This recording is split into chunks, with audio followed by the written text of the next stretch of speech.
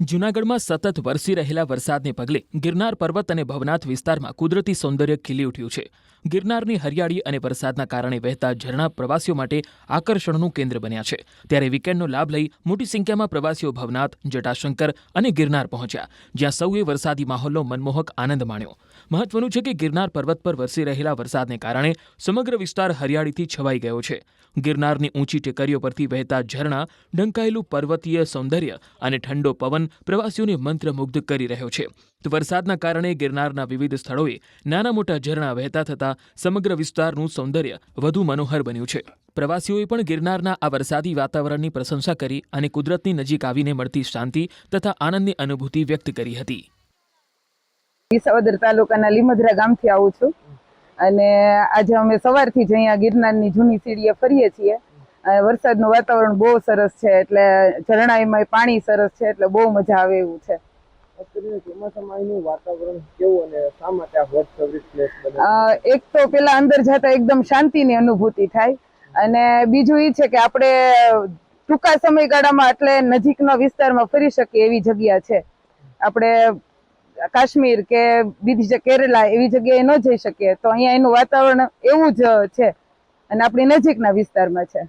આજે અમે સ્પેશિયલ જટાશંકરનો જે નાનો ટૂર કરેલો હતો। અમારા ઘરથી નજીક એ થાય અને ખૂબ મજા આવે વાતાવરણ હોય છે।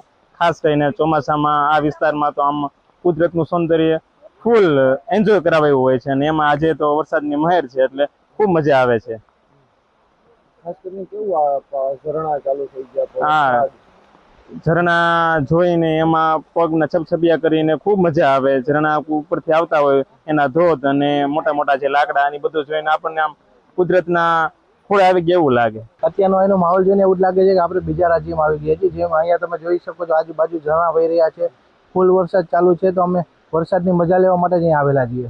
બહુ જ આનંદ થઈ રહ્યો છે। અત્યારે વરસાદ ચાલુ છે, તો હજી તમે ઉપર જવાના છીએ તો હજી આનંદ થવાનો છે।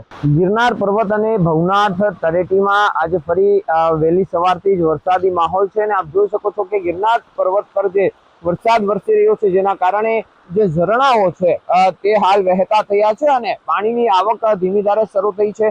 કુદરતી સૌંદર્ય આપ નિહાળી શકો છો કે આ જે જૂની સીડી છે ગિરનારની, કે જટાશંકર મહાદેવના મંદિરે જવાય છે, અને અહીંથી જ ગિરનારની જે જૂની સીડીએ પણ જવાય છે, અને તે જ માર્ગો પર હાલ આજે રવિવારનો દિવસ, રજાનો દિવસ અને ઝરમર વરસાદી માહોલ વચ્ચે જે આ ઝરણા વહી રહ્યા છે ને જેના કારણે પ્રકૃતિ સોળે કરાએ ખીલી ઉઠી છે, તો બીજી તરફ શ્રદ્ધાળુઓ પણ જટાશંકર મહાદેવના આ દર્શન કરવા માટે આવી રહ્યા છે। આ ઝરમર વરસાદનો અને પ્રકૃતિનો આનંદ માણવા પણ આજે જે રીતે શ્રદ્ધાળુઓ છે, જે પ્રવાસીઓ છે, તે ભવનાથ તરફ આવી રહ્યા છે, અને જાણે કે કાશ્મીર કે મનાલી આવી ગયા હોય તેવા નજારો જોઈ અને તે અદ્ભુત અનુભવ કરી રહ્યા છે। અને હાલ આ મોટી સંખ્યામાં શ્રદ્ધાળુઓ છે, આજે રવિવાર હોવાથી જટાશંકર મહાદેવ અને ભવનાથ અને ગિરનાર તળેટી તરફ જોવા મળી રહ્યા છે।